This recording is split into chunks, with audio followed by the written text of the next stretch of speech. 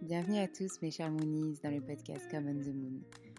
Alexandre, je suis ravie de vous accueillir dans ce podcast où nous parlerons entrepreneuriat bien sûr. Nous parlerons également communication digitale à l'aide d'interviews de professeurs de yoga, d'interviews d'entrepreneurs, tout cela allié à la communication digitale. Il y aura certains épisodes dédiés à des interviews, d'autres épisodes spéciaux comme On the Moon et des épisodes également sur le cycle lunaire allié à chaque mois pour les entrepreneurs.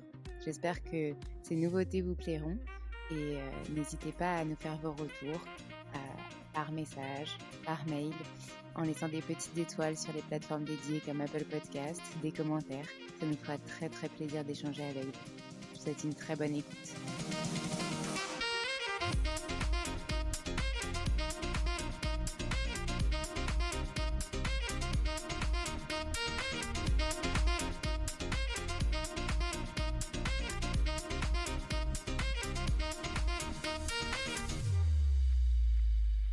Bonjour les Moonies, aujourd'hui on va parler de entrepreneuriat et vacances.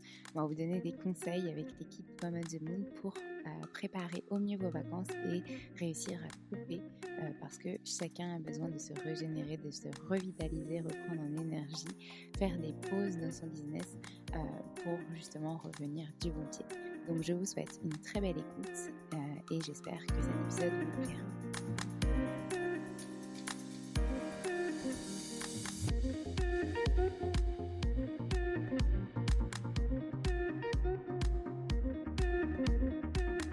Donc le meilleur moyen de rester efficace et proactif dans son travail est de savoir prendre du temps pour recharger ses batteries et pas que celle du portable. Il existe un temps pour chaque chose, mais vous restez le seul maître de votre façon de gérer votre temps. Et c'est cela la force de l'indépendance. C'est à vous de vous réapproprier ce temps et d'en faire ce qui vous plaît.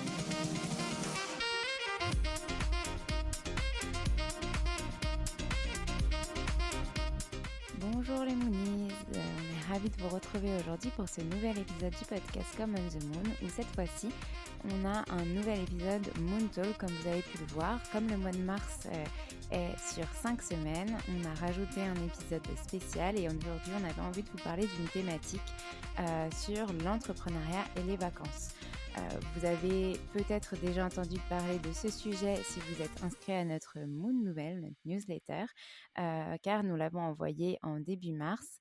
Cet épisode sortira fin mars, donc ça veut dire que je serai déjà malheureusement rentrée de vacances, mais nous avons décidé de parler de cette thématique car c'était la période où je m'étais octroyer des vacances et vous expliquer comment je m'étais préparée, comment j'avais contacté mes clients, comment je les avais prévenus, comment je m'étais organisée pour m'octroyer ce temps de pause qui est nécessaire à chacun. Donc, être indépendant, c'est la joie souvent de ne plus se confronter à une routine répétitive et s'affranchir de nos horaires de boulot, donc se dire que on est plus libre, qu'on organise son temps comme on veut, mais c'est bien beau, mais souvent on se rend compte qu'un entrepreneur ça reste quand même un humain et que il a quand même un rythme qui s'apparente à un rythme de bureau, c'est-à-dire on se motive à se lever le matin, à faire au minimum nos 9h, 17h. Enfin, globalement, on a des horaires normales et on essaye d'avoir nos week-ends pour s'arranger en fonction de nos proches, des gens qui ont un travail normal, etc. Donc, effectivement, on peut choisir son rythme, mais on se rend compte que notre rythme, en général, je dis bien, même s'il y a plein d'autres entrepreneurs qui ont un rythme différent, sont organisés en fonction finalement de nos clients et des horaires classiques. Mais on va quand même devoir s'organiser seul pour trouver du temps pour nos activités extérieures qui sont aussi essentielles. Donc chez nous, chez Common the Moon, on insiste vraiment sur le fait qu'il faut respecter le temps de repos de chacun. Et en tant qu'indépendant, il est d'autant plus dur de s'accorder ce temps par peur de ne plus pouvoir rentrer dans ses frais ou simplement un sentiment de culpabilité. Personnellement, c'était énormément ça au début. J'avais vraiment du mal à lâcher et à couper parce que justement j'avais peur de décevoir mes clients, j'avais peur des deadlines alors qu'il n'y en avait pas spécialement, que mes clients aient besoin de moi à chaque instant et de la journée et de la nuit, alors que c'était pas du tout le cas. Enfin, en tout cas, je me mettais des pressions qui étaient peut-être inutiles, mais d'un autre côté, ça m'a appris à savoir ce qui était bon pour moi, ce que j'avais besoin comme rythme et à trouver ce qui me correspondait. En tant qu'indépendant, il est vraiment important de s'octroyer du temps hem, parce que, justement, c'est important de savoir, ce qui nous correspond comme, horaire de travail. Donc si vous, vous sentez que vous êtes quelqu'un qui avait besoin de dormir vos 8 heures de sommeil par nuit, et donc du coup, si vous décidez de vous coucher à minuit, il faut que vous vous leviez pas avant 8 heures pour être heu, bien en forme pour votre journée. Donc commencez peut-être à travailler pas avant 9 heures, avoir le temps de vous préparer, de prendre votre petit déjeuner si vous avez l'habitude d'en prendre un, et cetera. Donc, pour cet épisode, on a décidé de vous parler de comment s'octroyer ces temps de pause et notamment comment prendre des temps de pause plus longs, c'est-à-dire des vraies vacances. Et justement de parler un petit peu de ces vacances que je me suis organisées en mars, cette coupure que j'ai décidé de prendre pour me retrouver, pour profiter de ma famille, de voyager, puisque comme vous le savez déjà, si vous avez écouté les précédents épisodes, j'adore voyager et découvrir d'autres pays, d'autres paysages, connectés à la nature, etc. Tout en restant disponible sur des temps dédiés que j'aurais moi choisi à l'avance sur mon emploi du temps pour peut-être travailler, répondre à des mails, etc. Et du coup, le fait d'avoir choisi aussi ces temps dédiés, ça me permettra de profiter au mieux de mes vacances sans laisser l'activité de Common the Moon de côté. Totalement. Donc j'enregistre cet épisode avant mes vacances. Donc ça veut dire que je ne sais pas si j'aurai réussi à respecter tous les conseils, que je vais donner, mais en tout cas, je vais vous expliquer comment je me suis organisée au mieux pour effectuer, ces vacances et respecter ces temps de travail et ces temps de pause. Donc, dans cet épisode, on va prendre le temps de vous donner quelques conseils pour vous aussi prendre du temps pour vous et savoir comment organiser vos vacances au mieux. Prévoir ses vacances, c'est avant tout une question d'anticipation et d'organisation. Même si vous êtes libre de disposer de votre temps en tant qu'entrepreneur comme bon vous semble, il reste des gens qui comptent sur vous et notamment potentiellement vos clients. Donc, notre premier conseil, c'est communiquer avec ses clients en amont. Ne partez pas en vacances en secret. Ne leur cachez pas que vous serez moins dispo de peur, par exemple, que vos clients vous disent ok, bah tant pis, on part avec un autre entrepreneur qui sera plus dispo, etc. Non, ils feront pas ça. Ils savent très bien que eux aussi ont besoin de vacances. Donc, si vous vous organisez en amont avec eux, il n'y a pas de raison que ça se passe mal. Il est important du coup de communiquer avec eux afin de rester transparent, mais aussi pour qu'eux-mêmes s'organisent afin de ne pas vous solliciter durant ce temps de repos et d'anticiper au mieux le travail avec eux. La communication va être à nouveau la clé, hein, on en parle souvent, même en période off. Ne vous sentez pas du coup coupable de prendre du temps pour vous. Vos clients les plus fidèles et respectueux vont comprendre, donc c'est ce que je disais juste avant, ils comprendront que effectivement pour être plus efficace, vous avez aussi besoin à des moments de couper. Et bien sûr, ils seront s'y adapter. En gros, vous allez potentiellement, si je donne un exemple pour nous, par exemple, on aide les clients sur leur communication digitale, on va anticiper toute la communication digitale de nos clients pendant ces 10 jours où je ne serai pas là. Donc, j'ai programmé, par exemple, sur les réseaux sociaux, ces 10 jours en avance, alors que d'habitude, je le fais peut-être un petit peu moins en avance. On les prépare ensemble, mais je le programme que, par exemple, sur la semaine. Là, je vais le programmer, par exemple, sur 2 semaines et on anticipe mieux et il y a que les tâches de fond à effectuer, donc par exemple les réponses aux commentaires, aux messages sur les réseaux sociaux, etc. Et puis les mails à traiter. Pareil par rapport aux réunions qu'on a décidé d'organiser avec les clients, soit on les organise avant, soit on les organise à mon retour de vacances pour peut-être faire un point sur comment ça s'est passé, comment on pourrait mieux s'organiser pour les prochaines fois s'il y a eu des couacs, ou comment justement faire un point d'étape pour savoir comment ça s'est passé. Et si ça s'est très bien passé, tant mieux, ça veut dire qu'on pourra réutiliser cette méthode d'organisation. Donc, vous l'aurez compris, partir en vacances sereinement, c'est s'organiser. Du coup, notre deuxième conseil, c'est anticiper leurs demandes, les demandes de vos clients. Si vous décidez de prendre des vacances, il n'est pas forcément nécessaire de les prendre en même temps que vos clients. Ça n'a rien à voir avec justement cette liberté. Si vous décidez de prendre des vacances et que vous dites non mais il faut absolument que je me cale sur mes clients, ça veut dire qu'en fait cette liberté que vous aviez envie d'avoir en tant qu'entrepreneur, vous la perdez en quelque sorte. Donc non. Pour cela, du coup, il est essentiel de programmer ce qui doit l'être, donc c'est ce que je viens de dire juste avant, comme les publications sur les réseaux sociaux, afin de continuer d'assurer votre rôle, même à distance. Vous serez du coup moins surchargé mentalement pendant vos vacances. Vous aurez juste peut-être à vérifier que tout est bien en ordre, que par exemple sur les réseaux sociaux tout est bien publié, que vous avez bien identifié telle ou telle personne, que vous répondez bien à tel message mais sur un temps dédié. Ça, on en parlera un petit peu plus après. Que votre agenda est bien ouvert pour votre retour et fermé pendant vos congés. Ça, c'est très important aussi. Et du coup, ça nous induit à notre troisième conseil qui est comment bien justement s'organiser en terminant ce qui a été commencé. Donc, avant de partir, finalisez tous vos gros travaux en cours, tous vos gros projets en cours. Si cela est possible, bien sûr, afin qu'il n'y ait pas de projet qui soit en stand-by, qui soit en attente et que ça vous hante pendant toutes vos vacances. Parce que c'est ça aussi, le fait de se dire « Ah mince, j'ai un projet en cours, je dois le gérer », ça vous prendra tellement mentalement que vous n'aurez pas la place pour profiter d'autres moments. Donc, pour pas que ça vienne vous hanter, alors que vous êtes censé profiter au maximum de cette déconnexion. Votre activité, elle restera essentiellement de la vérification, elle ne sera pas omniprésente dans votre esprit et ça vous permettra d'être pleinement présent pour justement profiter de vos vacances. Et on revient encore à cette notion d'équilibre vie pro, vie privée. Si votre esprit est concentré sur de gros projets pendant vos vacances, vous serez ailleurs et vous ne profiterez pas pleinement de ce moment. Or, ça sera vraiment bénéfique pour vous de profiter de ce moment, de vous couper. On le verra par la suite parce que notamment, vous avez besoin de cette déconnexion pour vous régénérer, pour reprendre de l'énergie et repartir pleinement.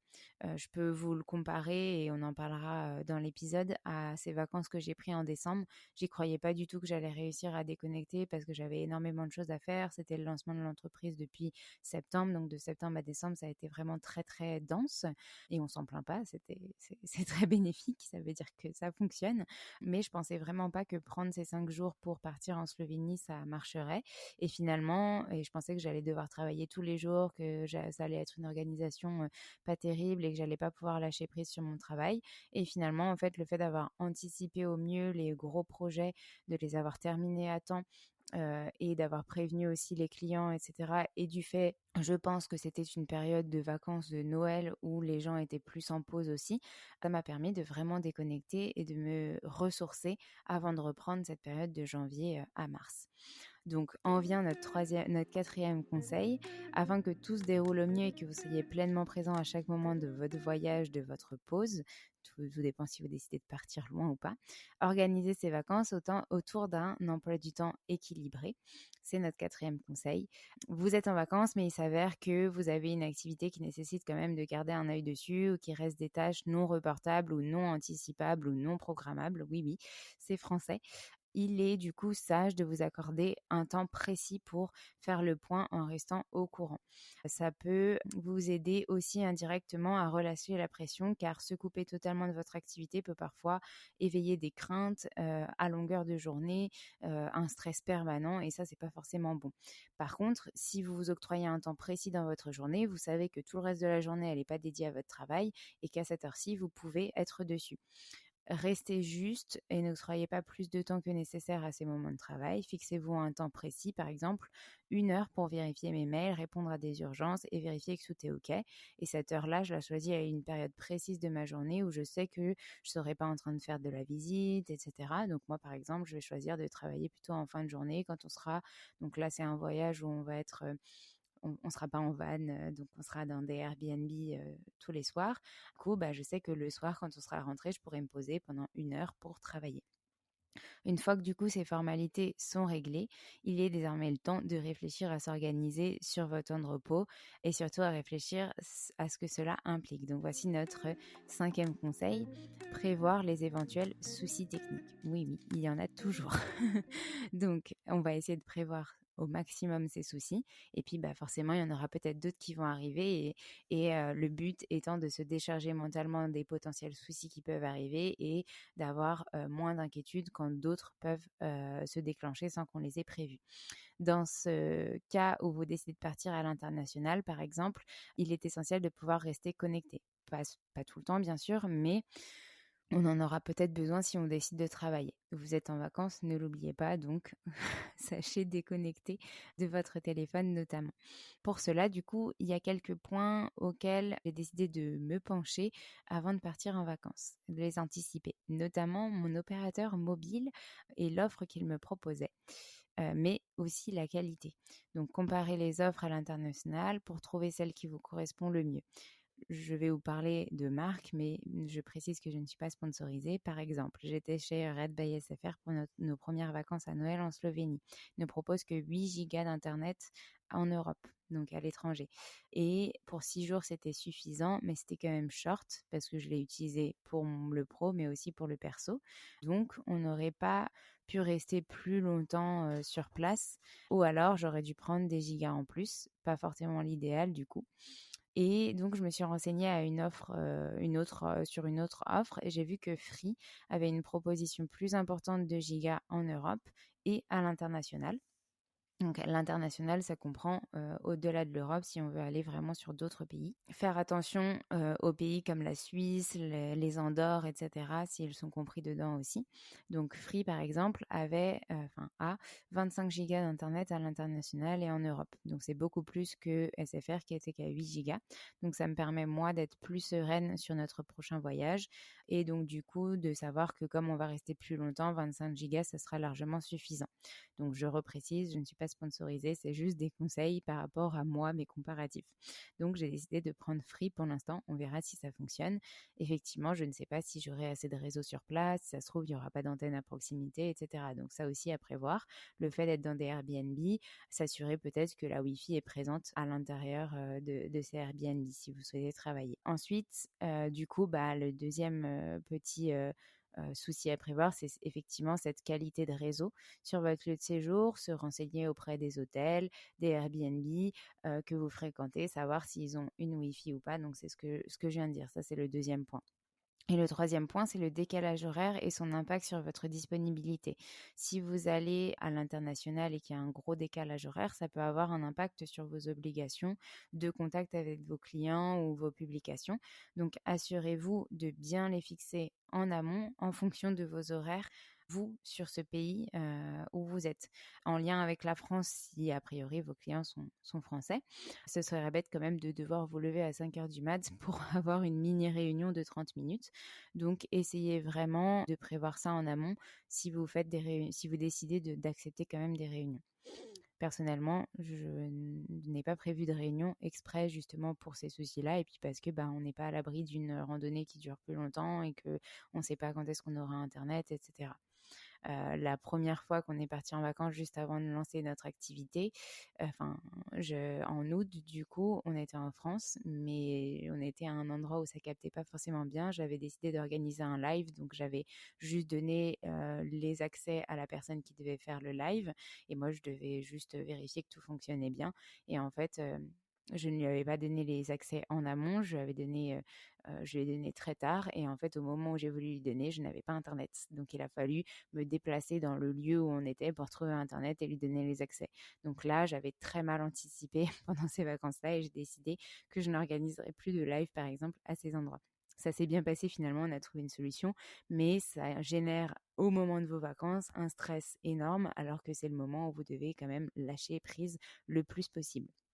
Donc, une fois que ces problématiques de réseau sont résolues, ou du moins anticipées au mieux, notre prochain conseil parle de votre matériel. Donc, le 6e conseil, c'est s'équiper pour partir à l'aventure. Si vous envisagez d'opter pour le digital nomadisme, il est important que votre équipement puisse s'adapter aux conditions de votre voyage. Un ordinateur portable résistant avec une pochette adaptée au choc, au froid potentiel. Donc ça, par exemple, c'est quelque chose que j'avais potentiellement anticipé sans vraiment le savoir parce que quand on est parti en Slovénie en van en fin décembre, forcément, il faisait froid. Notre van n'était pas encore aménagé ni isolé. Et heureusement, j'avais une pochette avec une espèce de comme on appelle ça, de polaire à l'intérieur. Et donc, du coup, l'ordinateur n'a pas eu de problème. Plus, il était mis dans une grosse boîte qui pouvait le protéger. Donc, ça allait. Ensuite, un téléphone portable aussi qui peut capter n'importe où, avec une coque résistante également. On ne sait jamais si vous le faites tomber, je ne sais pas, sur un caillou ou autre. Et un appareil photo, une caméra, afin peut-être d'immortaliser des moments personnel, mais aussi peut-être pour le pro ou les partager. Nous, on avait décidé par exemple de faire un réel sur le digital nomadisme, donc il me fallait quand même ma petite caméra pour pouvoir filmer et que ce soit quand même un minimum de qualité. Et tous ces équipements doivent être choisis avec pertinence, en accord avec vos habitudes d'utilisation et pas seulement pour vos vacances, pour vous servir au quotidien également. Comme ça, vous surinvestissez pas sur du matériel. Investir dans des produits de qualité, c'est parfois plus rentable que de partir sur du bas de gamme. Donc prenez le temps d'évaluer vos besoins à la hauteur de votre budget, bien sûr, et puis de faire des comparatifs. Je vais parler des certaines marques que j'aime bien et sans sponsoring, bien sûr, encore une fois. Personnellement, j'aime bien donc cette marque avec son logo en forme de pomme. Et j'ai un appareil photo hybride, donc c'est un boîtier compact, mais avec les objectifs d'un réflexe qui sont interchangeables. Une petite caméra avec un stabilisateur et un micro intégré de la marque DJI, donc celle des drones, qui permet justement de filmer et d'enregistrer aussi les sons pour pouvoir faire des interviews, des choses comme ça. Puis mon copain, lui, il a un drone et une GoPro, donc en fait, ça fait bien le mix entre nous deux, entre ce qui est nécessaire pour travailler et ce qui est nécessaire pour avoir des très beaux souvenirs. Donc on manque de rien pour immortaliser nos moments et moi pour travailler si nécessaire. Vous pouvez aussi prévoir une clé 4G si vous avez besoin en plus. Personnellement, moi j'utilise le partage de connexion de mon téléphone, donc les gigas suffisent. Mais après, ça dépend vraiment de ce dont vous avez besoin pour vos vacances, à anticiper bien sûr. Donc, pour être bien sûr de réussir à couper un minimum pendant cette période, il va être essentiel d'avoir bien anticipé, mais aussi d'avoir d'autres solutions qui s'offrent à vous, notamment notre 7e conseil qui est de déléguer une partie des tâches. Si vous avez des contacts freelance ou que vous avez potentiellement monté une équipe en interne, il peut être envisageable de déléguer une partie de votre travail seulement si cela s'avère absolument nécessaire et que vous avez au préalable eu le temps de former la personne. Il faut quand même pas partir sans être sûr que la personne va pouvoir assurer le travail demandé. Donc à ce moment-là, il faut bien sûr s'assurer de la qualité de travail de ses collègues, de cette équipe, afin de ne pas repasser derrière eux en cas d'erreur. L'avantage aussi au long terme d'une carrière en freelance en tant qu'indépendant, c'est la possibilité de faire des rencontres qui vont vous permettre de rencontrer des personnes qui vous comprennent, qui vous connaissent, qui connaissent les enjeux que vous rencontrez et qui donc du coup seront plus à même de vous rendre service et vous pourrez vous rendre service mutuellement aussi, avancer avec plus de sérénité. Par exemple, je sais que du coup, je peux compter sur Alex qui est présent dans cet épisode, qui nous écoute, pour anticiper certaines choses que je ne pourrais pas faire pendant les vacances. Et c'est super que Common the Moon ait pu se développer et avoir déjà aujourd'hui une petite équipe.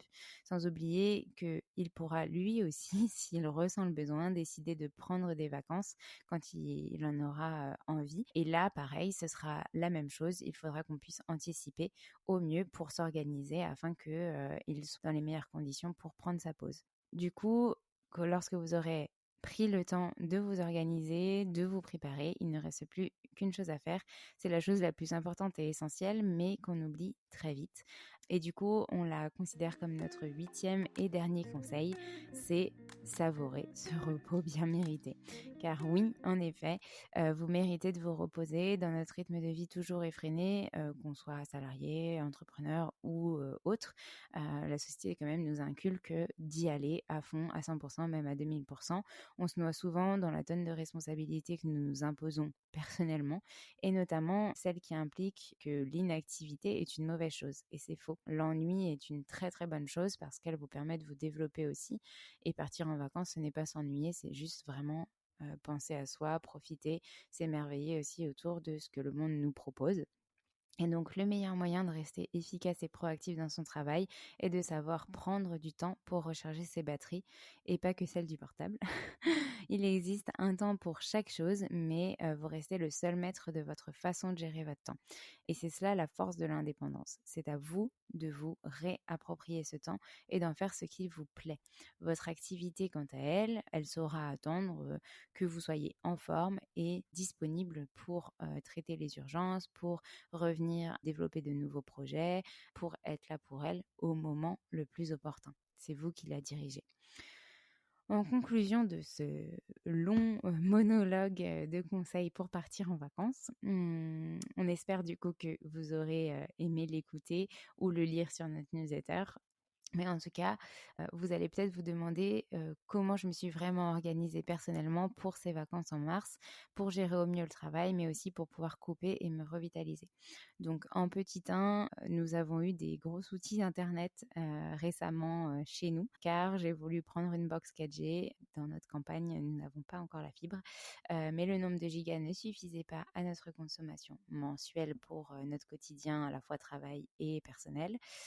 Comme quoi, on s'est rendu compte qu'on avait vraiment beaucoup besoin de consommer et que c'était pas forcément très bon pour la planète. Donc, on a besoin aussi de lâcher cette connexion qui est quasi omniprésente dans nos vies. C'est grâce ou à cause de ça que j'ai pu du coup faire des recherches sur les meilleurs opérateurs mobiles, les solutions pour notre voyage. Donc, comme je vous l'ai dit plus haut dans cet épisode, j'ai changé d'opérateur avant nos vacances. Comme ça, j'aurai une connexion suffisante et stable. En petit 2, j'ai prévenu mes clients que je serais moins disponible et nous nous sommes organisés afin de programmer ce qui avait besoin de l'être durant cette période et d'organiser les réunions importantes avant ou après. En petit 3, donc ça c'est concrètement comment moi je me suis organisée face à ces conseils que j'ai pu vous donner dans cet épisode. On s'est organisé avec l'équipe pour aussi continuer les projets pendant la période. Je me répète chaque jour, mais j'ai vraiment de la chance d'avoir cette équipe parce que sans ça, je ne pourrais pas justement m'octroyer ces temps pour moi. En petit 4, comme nous allons faire un road trip et que nous dormirons dans des Airbnb, j'aurai sûrement du coup une connexion internet aussi. Donc on a pu anticiper et on a convenu, j'ai réussi plutôt à négocier avec monsieur, que je pourrais travailler un peu le soir pour checker ce qui a besoin de l'être.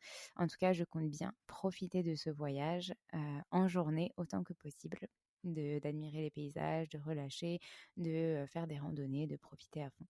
Et en petit 5, je suis bien du coup décidée à profiter pleinement de ce temps de pause car ce sera sûrement le seul avant une bonne période type août ou septembre pour la prochaine pause.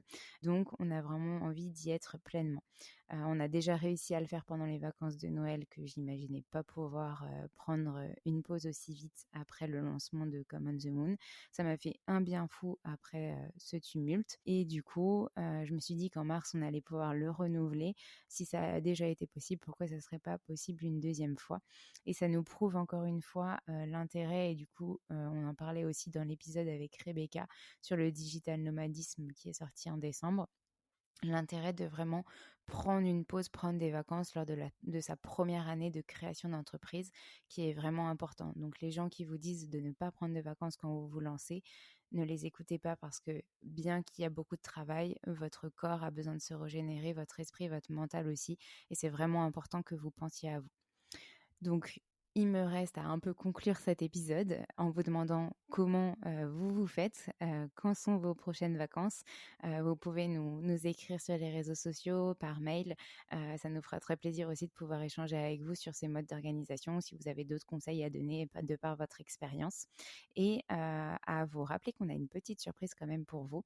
On ne va pas vous laisser comme ça avec juste ces conseils sans pouvoir les appliquer. Dans la description de cet épisode, vous avez le lien qui reprend les notes de cet épisode dans un article de blog. Et dans cet article, on vous offre un petit e-book pour mieux planifier vos vacances. Donc vous verrez, il y a plusieurs pages avec à la fois des calendriers, des to-do, des choses comme ça, qui reprend les conseils un par un et qui vous permet de vous guider et de vous organiser en amont. Et moi, je l'ai utilisé pour préparer ces vacances-là et ça m'a bien aidé de savoir ce qui me restait à faire, ce qui était déjà fait, etc. Donc voilà pour nos conseils pour préparer et planifier vos vacances d'entrepreneur. On espère que ça vous a plu. N'hésitez pas surtout à nous écrire pour nous dire ce que vous en avez pensé de cette thématique, si elle vous a été utile, si vous êtes maintenant prêt à prendre du temps pour vous. Vous pouvez nous contacter, donc comme je l'ai dit, sur nos réseaux sociaux, en message privé, par mail à hello@comeonthemoon.com. Et puis surtout, n'hésitez pas aussi à nous partager d'autres sujets que vous souhaiteriez qu'on aborde, qu'on approfondisse dans ce podcast, parce que ça nous ferait très plaisir d'aborder des sujets qui vous intéressent encore plus. Et puis, il ne me reste plus qu'à vous remercier pour votre écoute complète de cet épisode, à vous remercier pour votre implication dans tout ce que nous créons et à vous inviter à nous suivre, à suivre le podcast sur les différentes plateformes d'écoute, à le liker, à nous laisser des petits commentaires, des étoiles, ça nous ferait très plaisir et on a hâte d'échanger avec vous. Je vous dis à très bientôt les Moonies et je vous remercie une nouvelle fois. Et bonnes vacances surtout à tout le monde.